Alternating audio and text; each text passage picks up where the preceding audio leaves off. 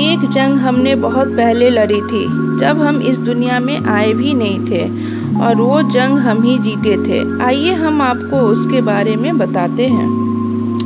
ये दौर है जीवन की शुरुआत की, जहाँ करोड़ों शुक्राणुओं का एक ज़बरदस्त दौर शुरू हुआ था।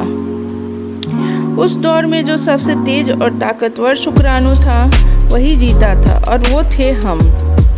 यहाँ से होती है जीवन की शुरुआत।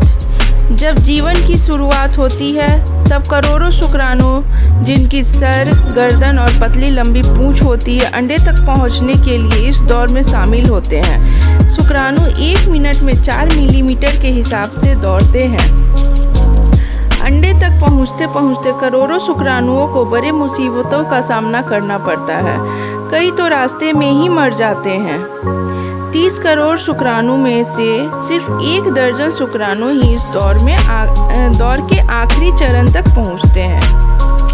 उनमें फिर एक जंग होती है और सिर्फ 1 शुक्राणु अंडे के अंदर तक प्रवेश कर पाता है, और वही इस दौर का विजेता होता है, और वो होते हैं हम। जब इस जीवन की शुरुआत ही जंग से हुई है तो इतनी जल्दी हार कैसे मान लेते हैं। ये ज़िंदगी ही एक जंग है, और यहाँ जीवन के अंत तक कुछ पाने के लिए सिर्फ और सिर्फ लड़ना ही पड़ेगा।